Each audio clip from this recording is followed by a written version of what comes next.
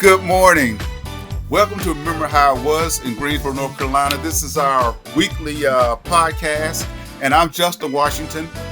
With my sister, we have a special guest today, but my sister's going to introduce him. I'm Justin, and with my sister.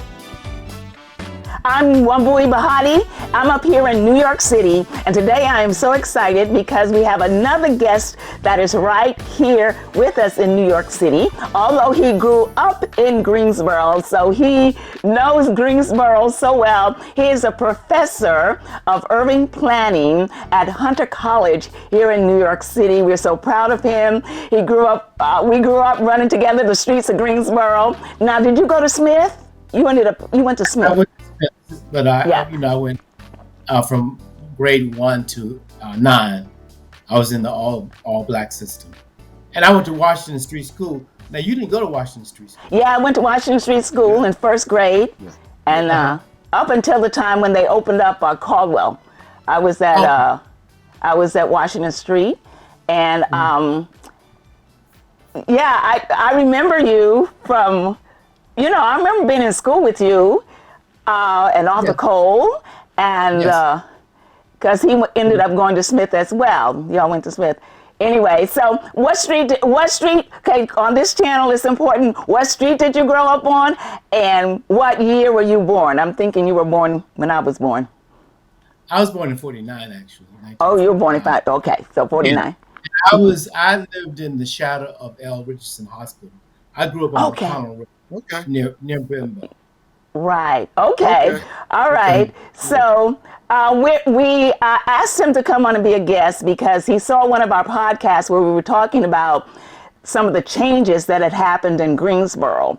And my brother and I, when we do these podcasts, we're talking from what we remember, what we saw. We don't really do any heavy research. It's just basically, this is how we feel, this is what we saw, this is how we remember it. And so what Professor Shipp is going to bring today is he actually knows the facts. He actually studied that. He has some information that can just give us a better understanding of what happened in the history of Greensboro. And so with that said, brother, do you want to kick off with a question or? Yeah, I do. And I'm kind of chomping at the bit because I read something that you wrote to my sister about the Hill changing, about the economic, how to wipe it. Because what I observed from that, I was in the military, so I was back and forth, and I kind of saw it changing. I saw it changing, but I want to just open up, talk to us about what you know, how the Hill changed, that neighborhood changed. Well, first tell everybody what the Hill is. So when we say the Hill. Okay. The Hill is a part of Greensboro that's close to, I grew up on Julian Street, and the Hill is a neighborhood up on the corner of Best and Julian. And on one side of the Hill neighborhood was Ray Warren's homes, a housing project, and then it was kind of like housing. We grew up in Douglas Park, was the other housing. I don't know if everybody called what they call their neighborhood, but it's not. It's right there at the Hill, and there's a lot of commerce used to happen on the Hill. And as far as commerce, pool hall, little things. There was little stores there, and it was like a thriving black area. And all of a sudden, things changed, and that's what I want Professor Shipp to talk about. So there's so many interesting things to contextualize. That's exactly what I'm going to do.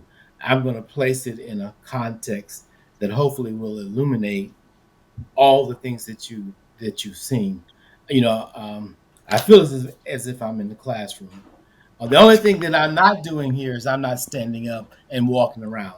And I always say that if Oprah can walk around, I can walk around too. So I'm not one of those professors who sits down and just sits and talk. I'm very emotive, very energetic, and etc.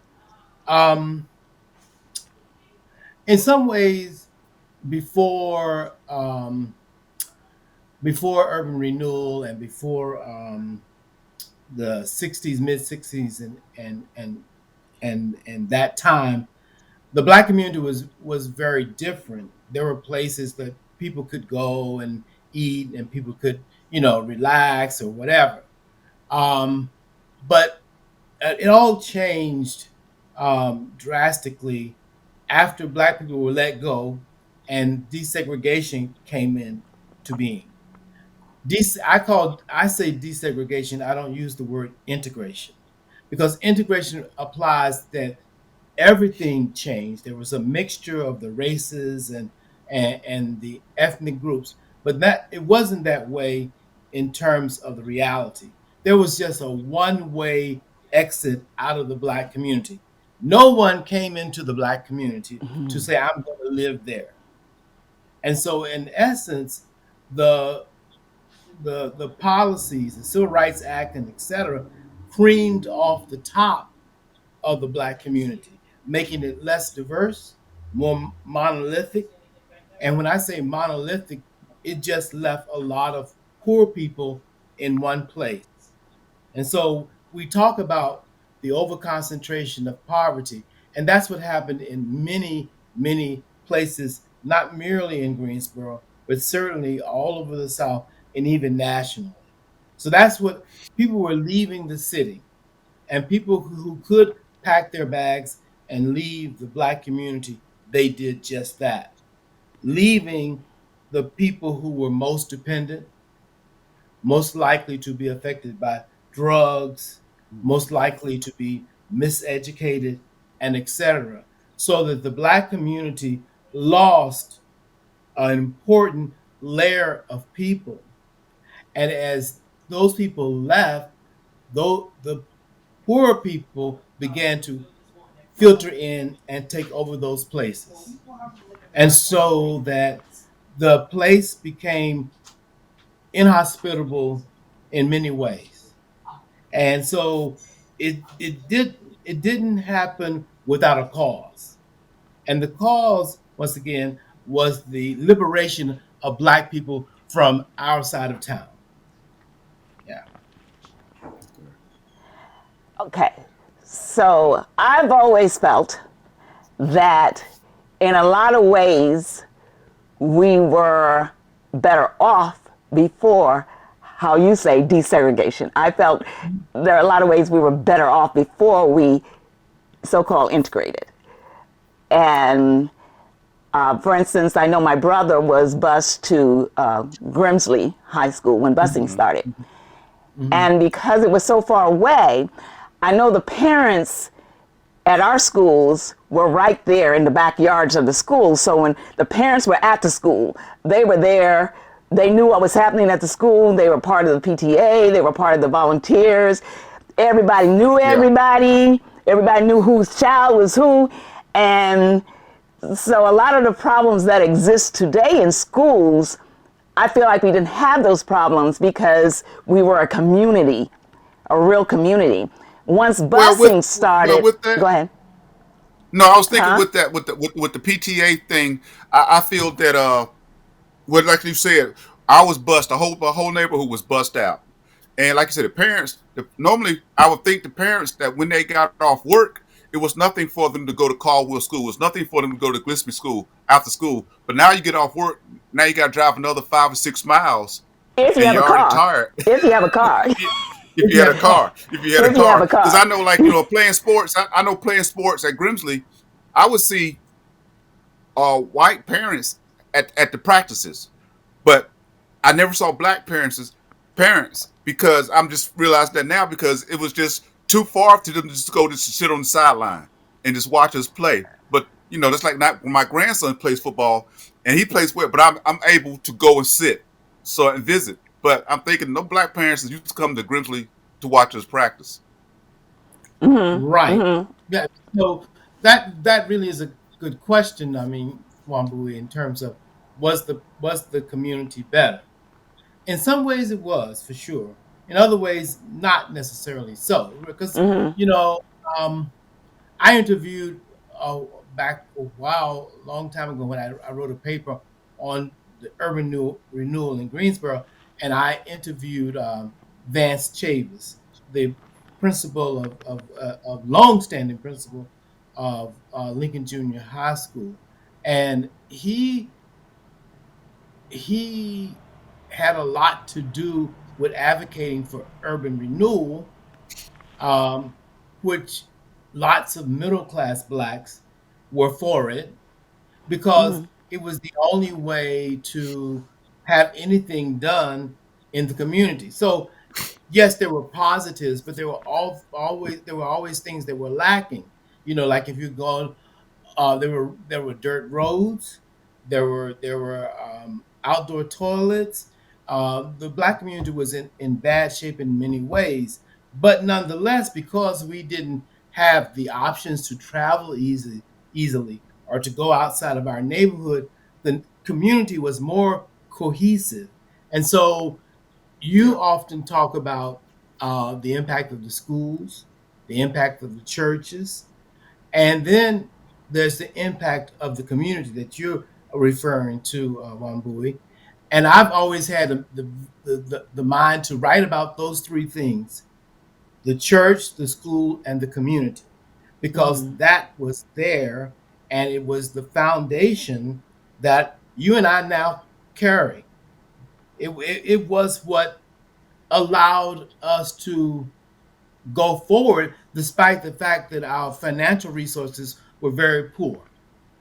Everyone that I knew that was in my circle um, was determined that kids were going to do better. And that doesn't mean that everyone in throughout Black Greensboro had that same support, but we did. It was I often talk to Arthur Cole about it. It was a marvelous time to grow up. And Greensboro provided a foundation that would have a huge price tag now. Yeah, I don't know if you remember we learned Greek mythology. That's where I learned Miss Gill, who was the music teacher. I can remember you were in the class. You may not remember this, but she took us through the entire opera of Carmen. Yes. And and what was important to me is that the more I listened to it, the more I fell in love with Carmen and thereby opera. So that represents what people call an enhancement. So an enhancement is something above the level of providing the basics. So that was happening a lot. The ability to be able to go to dance class down at Windsor Community Center. The summer programs that they provided at Windsor Center at NOCO Baseball Park, those were all enhancements that everyday adults were trying to provide for kids that would have had a huge price tag if it was in the general market. Yes, And because I so remember being at college in the summer, used to do these amazing programs that just I was uplifted privileged. us. I was privileged to go to one of those. What happened with that is, I was at Smith, and I liked English, and I did well in my English classes. And I asked Miss Lee, my English teacher, white English teacher, at at Smith, because Arthur had gone the year before, and I said, "Well, let me try to get in there." And she wrote me a wonderful, glowing recommendation, and lo and behold, I got accepted. I must say that that was one of the most memorable, rich, rewarding experiences that I had as a young child. Because Yes. that's when Kenneth Birch staged Medea on the steps of Yes. the church. And can you And imagine? he was at school, he was in high school still, junior high or high school. He staged Medea Yes. on the steps of Bennett College campus. I mean, the chapel. He staged Anne Frank, and that's Yes. why Yes. you say what?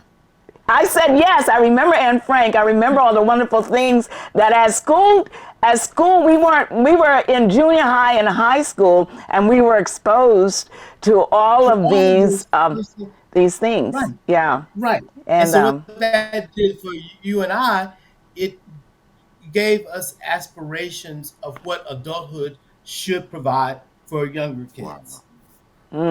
But once again, as the neighborhood began to change, you got a different type of person who probably may not have had those enhancements. But it was a real community. And yeah. like you've always said here, so the janitor I'm just creating a hypothetical. The janitor at Lincoln would be your Sunday school supervisor. Yeah, yeah, He yeah, would yeah. transform to that. But it wasn't phony, it wasn't fake, and it was very impactful because as that Sunday school superintendent, he was doing what he was expected to do in terms of training and grooming us. Yeah. So Yeah. all it's all of that fell apart when the community became less cohesive because And Yes. everybody took and and everybody they took. Professor Shipp, as you talk, I'm thinking about the stuff that you and Wambui viewed. Like I came out of high school in '75, so in the early '70s, I didn't see none of that because, like I said, busing started when I was in middle school, and so I didn't. You talk here, I'm sitting here in amazement because I didn't see that. I didn't hear anything about that. You guys because experienced that. because because the allegiance that led adults to help us was gone by the time you were doing school. And white professors, teachers, they had no concern about you know teaching us. They had no dying obligation to teach us. And so we're now talking about critical race theory and white people denying the history. When I was at Smith, they didn't care what they said about black people, and they didn't care whether it hurt me or if it depressed me when they Yeah, told yeah. those mythologies about us and etc. But because I could talk about this forever. Like so when you so Wambui, you were in Miss Alexander's class. Um, she would make it mandatory that we knew who Langston Hughes was, Paul Laurence Dunbar. It just wasn't white romantic poets. She wanted us to know as much as we could about everything. That whole layer became more difficult to obtain, and it certainly became more difficult for poor people because I lived in a very poor family. For poor people, kids to have access after the Exodus, so that Justin, you were thrown into a wider pool of people who didn't have that layer of concern in terms of people. And it wasn't just the better off black people who were getting this, it was working class black people who were, Everybody. yes, everyone, Yeah. everyone. Everyone. I think And if you look, and I think if you look at other places in the South, or other places, but in the South, I don't know about the North. In the South, you will find the same thing in the black community before versus after. yes, yes. Um, yeah, that reminds me of I did a presentation um, at a college down in South Carolina.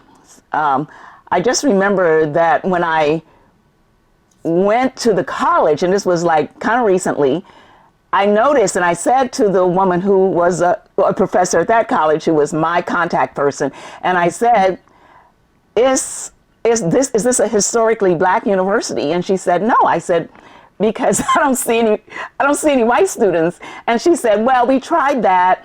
And she said, every now and then somebody will come and try to shake us all up. And we're friends. We respect them. They respect us. And we do what we do and they do what they do, and we're happy. We're happy. But she says, but every now and then somebody will come and say, oh, you need to integrate this. You need to do it. And we pretend like we're going to do it. And then at the end, we shake hands and say, you know what? We're good. We're good. They're good, and we're good.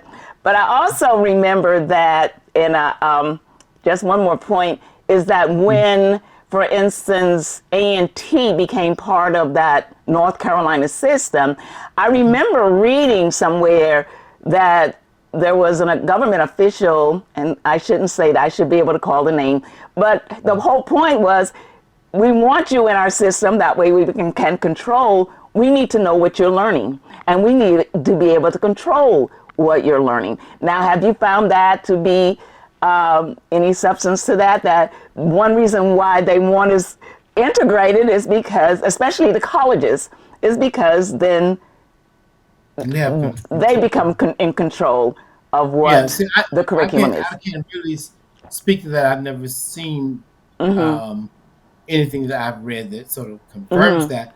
But that joining the state system did bring a level of oversight that wasn't there before. So there probably is several grains of truth in what you're saying, but more importantly, what you're saying again is that this desegregation thing had definite pluses and minuses. Yes, yeah. And one of the things too is that a lot of Black teachers, as a result of the civil rights legislation and policies, lost their jobs. Yeah, I know that. Schools Yeah. consolidated, and they became largely dominated by white administrators and teachers. So what you lost was individuals who were concerned about their Black Because students. they changed what the qualifications, what the requirements were. You had to have this and that and this and that. And I'll tell you that I know that's not necessary, because when I went to NYU, most of my teachers had no degree. I was in a theater program, of course, but it was like people who were actually doing it, people who were actually Yes, right, actors, jugglers, right, singers, and they had no degrees. But right. I'm sure that's changed now. But at that time, it was like just to get the best person who can teach that. We don't care what degree they had. That's more related to how a school of fine arts works. Most people do not have terminal degrees. I didn't say terminal illnesses, terminal degrees. And so, because the practice of the arts is more important than the academic I see. training. But but having thinking about that, I can think of my times at Howard, where the fine arts program was so decidedly Black. Now, where did you went to Howard, Uh-huh. and did you go somewhere? Were you at Howard the whole time? No. I went to Howard, and I would see Roberta every now and then because I had a locker in the architecture and engineering building, and she was an architect. So I went from there, Howard, and worked a couple of 3-4 years, and then I went to I I applied to planning school at Harvard. Uh Once huh. again, I was following in the footsteps of Arthur Cole, and I Okay. got in. I got accepted, Okay. and but there was a group of people who wanted me to go to Johns Hopkins. It was more affordable. I got money, so I ended up going to Johns Hopkins. And from Okay. Johns Hopkins, with a master's degree, I went to Cornell, and that's where I got my PhD. I see. I see. Mm, yeah, Uh, but I think a lot about, and I go to Greensboro twice a year, mhm. summer, Christmas, because one is because I like going back. Two, I have Mhm. friends there still. You Mhm. know, Sure. I have any number of people who say I have no one left. I'm not going back down there. I'm not going to because I don't know anyone. And I'm saying, well, it's interesting. I know a lot of people. You know, Yeah, and yeah, so yeah, yeah, it's always rewarding to go back there. But can I just change the subject just a bit? Please Um, do. yeah. So when I go back there, I usually go to McConnell Road because that's where I grew up. Yeah, Mm-hmm. yeah, But and as I said in that text message that I wrote out, it's just a bare semblance of what it was when I grew up. First of all, A&T as a real estate um, in huge presence has completely transformed the side of the street where I grew up. It's just lined up with um, apartments. A lot of that is student housing. It has just wiped away that history, and that's a big point too. Black people, their community has just been raped of the original structures of the churches of the buildings because of urban renewal and and other things that have robbed us of our history. So when I go down McConnell Road, I see homelessness, I see prostitution, I see a lot of things that weren't there.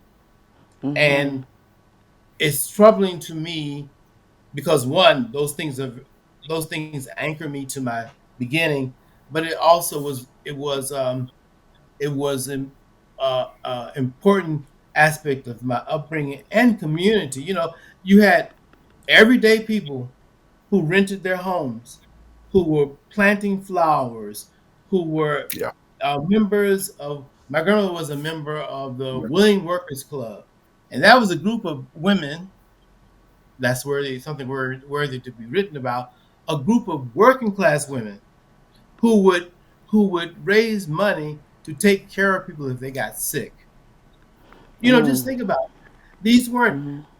hugely educated people, but Mm-hmm. they had a get up some about them. You know, a get up and to yeah, do things and you know they would mow their lawns, they would grow gardens. That just got wiped out. Mm-hmm. One one by uh, uh, the civil rights policies, and two, urban renewal and those all those kind of changes. So let me talk. Stop talking for a minute because I could go No, on. yeah. I'm glad. What I would like to do is I would like to have you back for part two. Oh no! Yes, Wow! Thank yes, yeah, Yeah, yes, yes. because Because we time, we don't. when we Yeah, make we our time locked. Yeah, yeah, when we make our podcast too long, nobody listens. I know I do that. I see, oh, 2 hours. Oh, I'm not going to listen to that.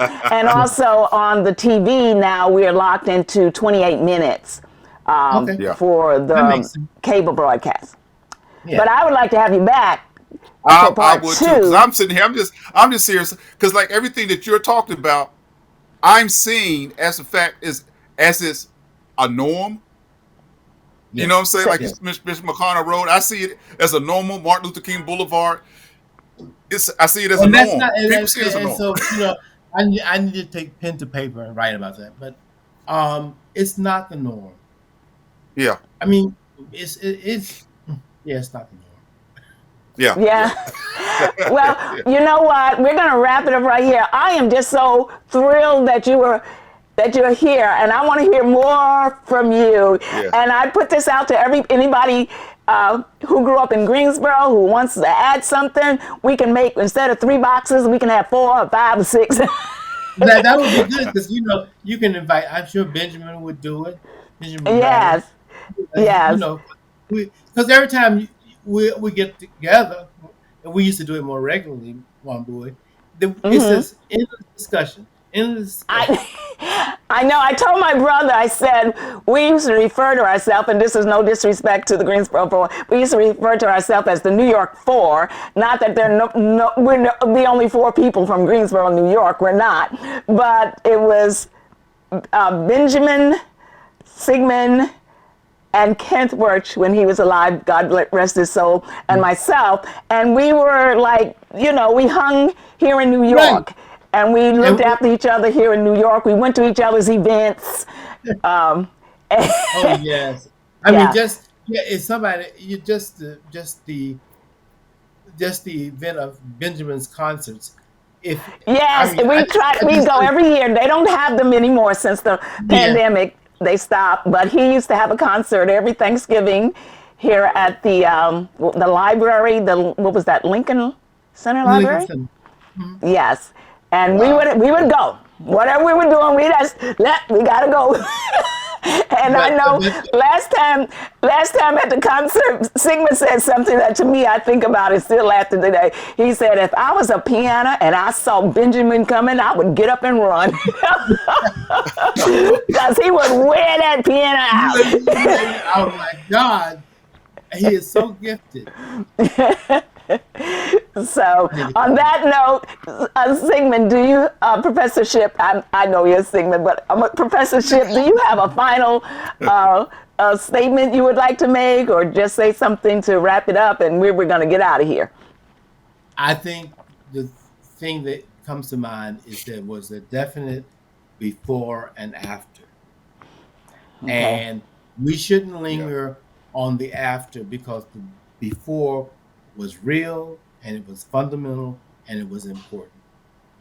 Thank you. Well Yeah, said, brother. thank you so much. Anybody on that No, thank note? you. I'm just happy. I'm just listening to some good stuff here. Okay. Okay. Thank Okay. you On all that for note, watching. Peace, everybody. Bye bye. all right. Thank you, Sid. Thank you.